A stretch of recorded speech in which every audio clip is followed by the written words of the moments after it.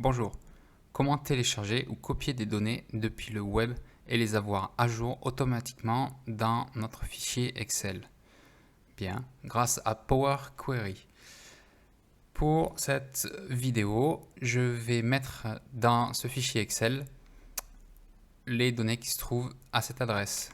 Si on regarde ces données, elles se trouvent ici et sont des données de valeur très fluctuantes et qui sont mises à jour très régulièrement par Yahoo Finance.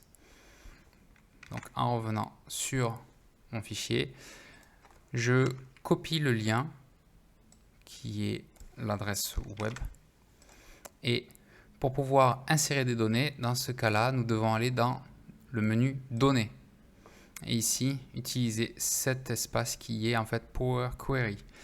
Alors on peut très bien faire un clic gauche sur obtenir des données et à partir d'autres sources et sélectionner à partir du web, ou bien il y a la petite icône ici qui permet directement d'avoir cette information. Une fenêtre s'ouvre me demandant le chemin. Je fais un CTRL V pour coller. OK. Ensuite, Excel va analyser les données du fichier web. Il me montre une table, ce qui m'intéresse, et je vois les données.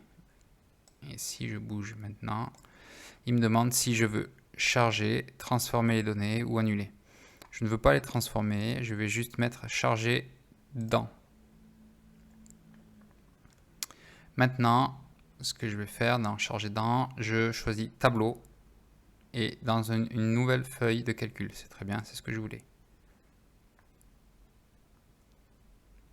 Excel est en train de calculer, je ferme ça. Et maintenant, j'ai mes valeurs qui sont celles qui se trouvent dans le site web auquel nous avons téléchargé. Et Excel les a mis dans un format de table, ce qui me permet de pouvoir, par exemple, insérer des segments. Si je voudrais insérer des segments par rapport au nom,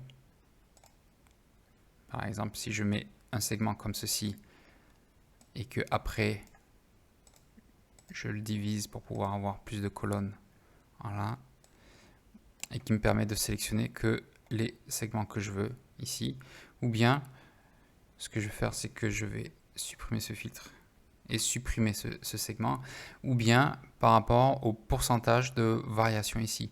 Alors comme c'est un pourcentage, je l'affiche en tant que tel, en tant que pourcentage, et ici avec les filtres, je peux très bien ajouter des tri ou des filtres numériques et avoir les supérieurs à, c'est-à-dire pas les supérieurs à, mais plutôt les filtres qui sont les 10 premiers, 10 ou bien je vais mettre même 5 premiers, c'est-à-dire ceux qui varient le plus, les 5 qui varient le plus.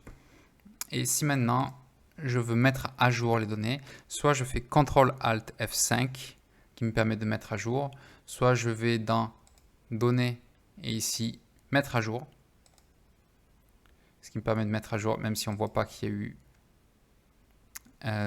l'exécution. Ici, en faisant cette mise à jour, on peut voir que les données ont changé.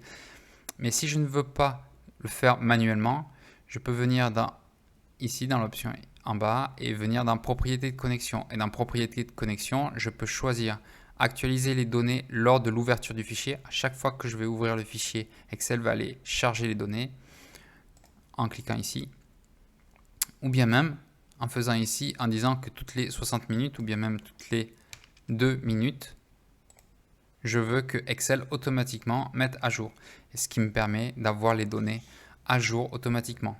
Donc comme ça, nous avons vu avec les options dans le menu données, comment avoir les données du web, d'une page web à jour dans notre classeur Excel. Merci.